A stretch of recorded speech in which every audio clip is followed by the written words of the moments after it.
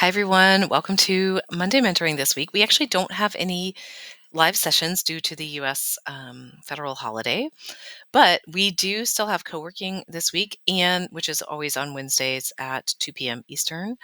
And we will also have a Q&A session on Thursday at noon. So if you want to come to either of those, we'd love to have you. And of course, you can put any questions or thoughts in the community forum. So that's a pretty straightforward announcement for this week. I did want to mention that next week at our noon session, we're going to have our first ever supplement series class. This is a new thing for Monday Mentoring just by request.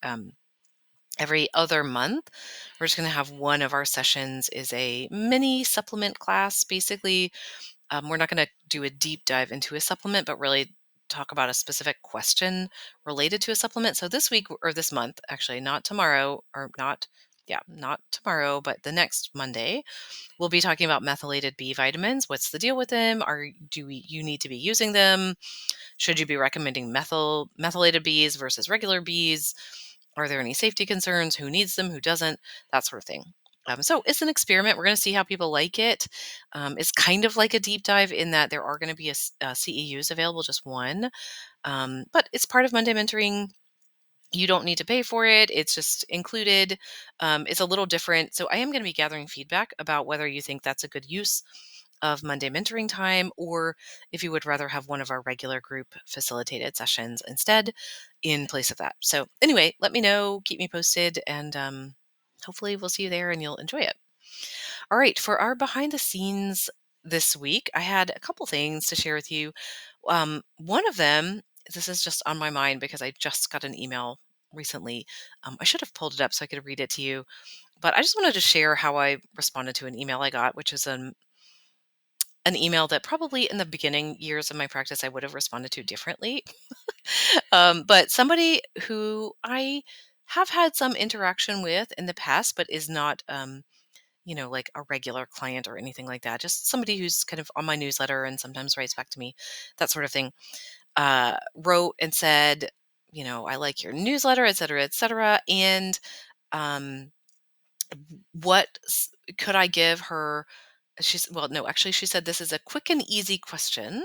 Could I give her a supplement, including name and brand and dose, that would be helpful for people with hot flashes going through perimenopause? Because a friend of hers who's a pharmacist asked her, and she wants to give the pharmacist a really great answer because she knows the pharmacist has lots of people that come and see her. And I was like, okay. So anyway, probably there was a time when I probably would have written back a more extensive thing that said like, oh, here's something to think about and da da da. And today, first of all, just because I'm traveling and I really don't, I just don't want to answer the question. But also because I don't think it can be answered. I essentially just wrote back and I said, oh, hi, so glad you like my newsletter.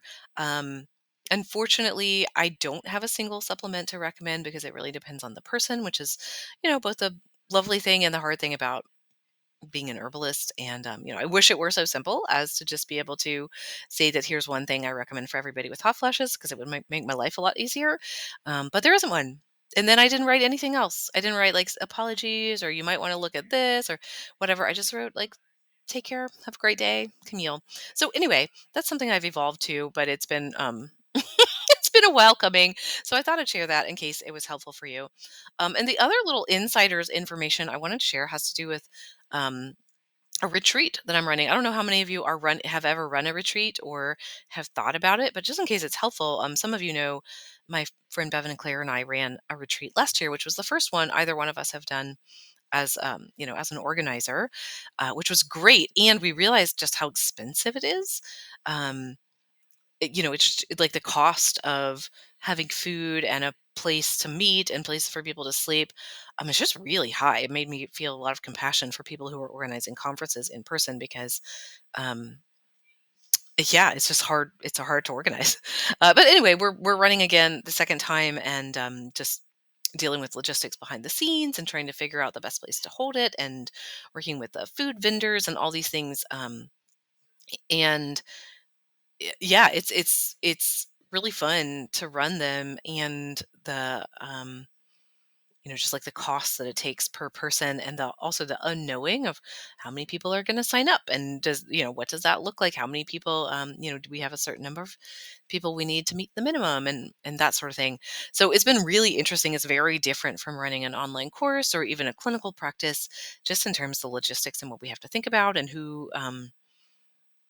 Anyway, so one of the things I've been learning is that we need to do a better job of trying to figure out how to solidify registration earlier, because a lot of decisions have to be made pretty far out um, in order to work with the retreat center. Like if we don't have enough people to run it, we need several months really to let them know and to be able to get at least some of our money back, all that sort of thing. So anyway, the good news is this time we do have enough people to run it, but it's close, and um, it's just been a learning process of how do we figure out our timeline, and also how to think about how to do a better job of encouraging people to come and let us know sooner rather than later, because we do usually get a handful of late registrations, which is always great, but we can't count on them, so it's a little bit hard for planning. Anyway, just some insider thoughts around retreat planning. If anybody here wants to come, let me know. We'd love to have you, but the point of this is not to recruit you to come to the retreat, but rather to just share some thoughts about the process of putting the whole thing together. So anyway, I hope you all have a great week. I'll miss you on Monday, but we'll be back at it the following Monday, and we'll go from there. All right, bye.